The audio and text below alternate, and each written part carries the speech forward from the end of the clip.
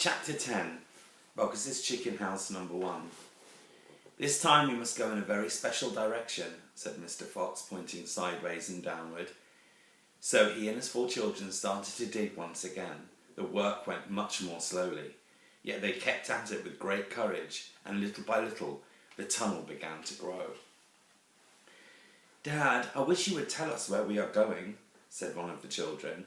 I dare not do that, said Mr. Fox, because this place I am hoping to get to is so marvellous that if I described it to you now, you would go crazy with excitement. And then, if we failed to get there, which is very possible, you would die of disappointment. I don't want to raise your hopes too much, my darlings. For a long, long time they kept on digging. For how long they did not know, because there were no days and no nights down there in the murky tunnel. But at last Mr. Fox gave the order to stop. I think, he said, we'd better take a peep upstairs now and see where we are. I know where I want to be, but I can't possibly be sure we're anywhere near it. Slowly, warily, the foxes began to slope the tunnel up towards the surface. Up and up it went, until suddenly they came to something hard above their heads, and they couldn't go up any further. Mr. Fox reached up to examine this hard thing. It's wood, he whispered. Wooden planks. What does that mean, Dad? It means, unless I'm very much mistaken, that we are right underneath somebody's house, whispered Mr. Fox. Be very quiet while I take a peek. Carefully, Mr. Fox began pushing up one of the floorboards. The board creaked most terribly, and they all ducked down, waiting for something awful to happen. Nothing did, so Mr. Fox pushed up a second board, and then, very, very cautiously, he poked his head up through the gap. He let out a shriek of excitement. I've done it, he yelled. I've done it, first time, I've done it. He pulled himself up through the gap in the floor and started prancing and dancing with joy. Come on up, he sang out. Come on up and see where you are, my darlings. What a sight for a hungry fox. Hallelujah, hooray, hooray. The 4 small foxes scrambled up out of the tunnel. What a fantastic sight it was that now met their eyes. They were in a huge shed, and the whole place was teeming with chickens. There were white chickens and brown chickens and black chickens by the thousands. Boggis' chicken house number 1, cried Mr. Fox. It's exactly what I was aiming at. I hit it slap in the middle. First time, isn't that fantastic? And if I may say so, rather clever. The small foxes went wild with excitement. They started running around in all directions, chasing the stupid chickens. Wait, ordered Mr. Fox. Don't lose your heads. Stand back. Calm down. Let's do this properly. First of all, everyone have a drink of water. They all ran over to the chicken's drinking trough and lapped up the lovely cool water. Then Mr. Fox chose 3 of the plumpest hens. With a clever flick of his jaws, he killed them instantly. Back to the tunnel, he ordered. Come on, no fooling around. The quicker you move, the quicker you shall have something to eat. One after another they climbed down through the hole in the floor, and soon they were all standing once again in the dark tunnel. Mr. Fox reached up and pulled the floorboards back into place. He did this with great care. He did it so no one could tell they had ever been moved. My son, he said, giving the 3 plump hens to the biggest of his 4 small children. Run back with these to your mother. Tell her to prepare a feast. Tell her the rest of us will be along in a jiffy as soon as we've made another few little arrangements. Chapter 11. A surprise for Mrs. Fox. The small fox ran back along the tunnel as fast as he could, carrying the 3 plump hens.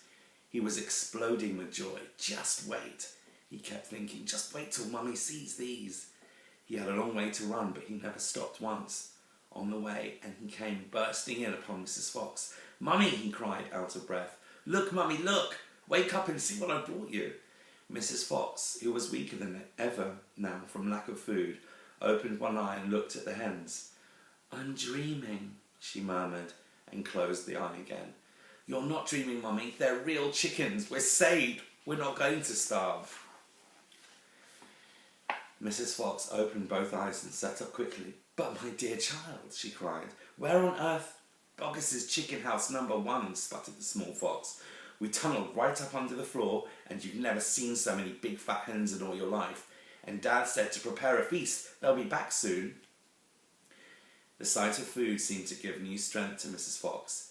A feast it shall be, she said, standing up. Oh, what a fantastic fox your father is. Hurry up, child, and start plucking those chickens. Far away down in the tunnel, the fantastic Mr. Fox was saying, Now, for the next bit, my darlings. This one will be easy as pie. All we have to do is dig another little tunnel from here to there. To where, Dad? Don't ask so many questions. Start digging. Chapter 12. Badger. Mr. Fox and the 3 remaining small foxes dug fast and straight. They were all too excited now to feel tired or hungry. They knew they were going to have a whacking great feast before long, and the fact that it was none other than Boggis' chickens they were going to eat made them churgle with laughter every time they thought of it.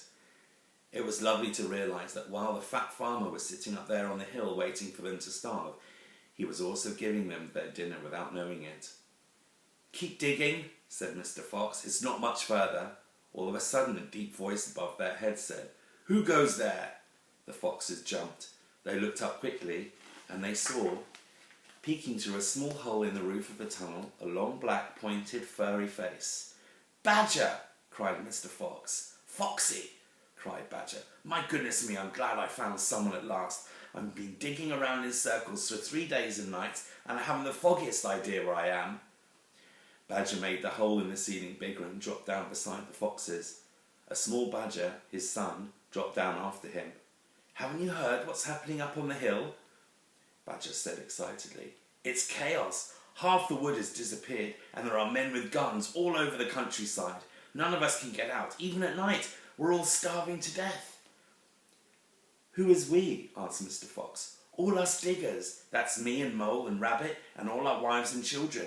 Even Weasel, who can usually sneak out of the tightest spots, is right now hiding down my hole with Miss Weasel and 6 kids. What on earth are we going to do, Foxy? I think we're finished. Mr. Fox looked at his 3 children and he smiled. The children smiled back at him, sharing his secret. My dear old Badger, he said, this mess you're all in is my fault. I know it's your fault, said Badger furiously, and the farmers are not going to give up till they've got you. Unfortunately, that means us as well. It means everyone on the hill. Badger sat down and put a paw around his small son. We're done for, he said softly. My poor wife up there is so weak, she can't dig another yard. Nor can mine, said Mr. Fox, and yet this very minute she is preparing for me and my children the most delicious feast of plump, juicy chickens. Stop, cried Badger. Don't tease me, I can't stand it. It's true, cried the small foxes. Dad's not teasing, we've got chickens galore.